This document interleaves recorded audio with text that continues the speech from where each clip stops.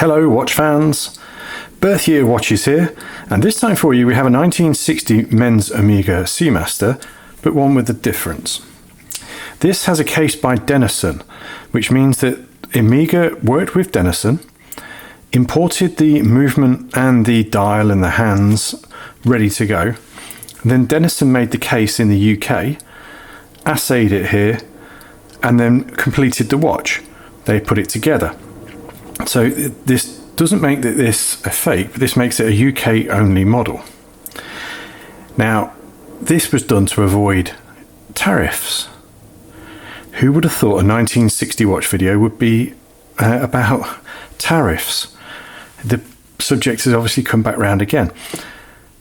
The tariff was very high on completed gold watches into Great Britain post-war.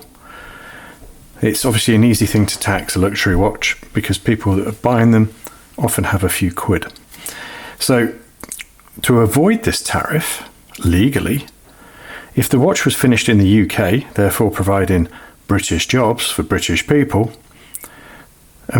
then the customers didn't pay the extra tax. So there are new ideas in this world. Trump's tariffs are just rehashed. And obviously, this is a perfect example that apart from providing jobs for a short time, it didn't actually benefit the UK exchequer at all. Once those tariffs are lifted, those jobs went, and factories like DS&S and Dennison unfortunately went to the wall. They did it with other brands as well. You will find Dennis Shackman and Son, DSS&S, and Dennison cased watches frequently for they probably spent about 100 years.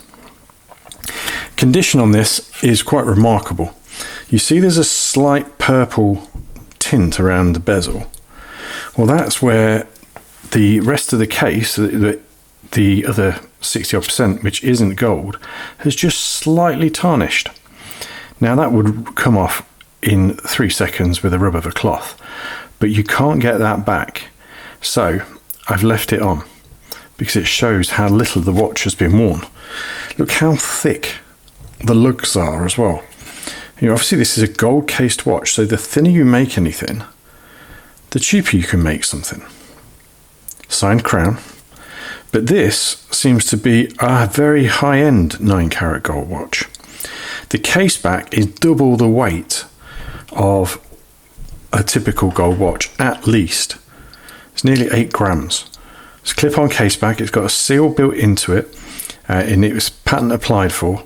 So Dennison was obviously trying to protect their idea with that. Maybe it was designed to be extra waterproof. This is a Seamaster after all.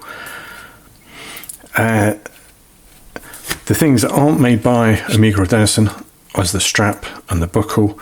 You can go on eBay and get a buckle for a genuine Omega buckle for about £60, but there's plenty of fakes out there, so we're not going to put a buckle on it because they are difficult to spot in some cases. Absolutely clean, crisp example, and 1/10 of the price of a new 34mm gold Omega watch. I think that is great value for money given this condition, and very pleased to be able to offer this in Luxury Watch Week. Caliber 520 hand wind movement, swan neck adjustment. Try and find that for under 10 grand. On a modern watch, swan neck adjustment, you're normally looking at Glasuta and brands like that to get that sort of feature. But yeah, a classic dress watch in stunning condition. You'll see more on this if you click the link in the pinned comment. That'll take you to birth year watches. As you may be aware, this week is Luxury Watch Week, when we're pleased to feature this within that special week. Thanks for watching. We'll see you again next time, especially if you subscribe.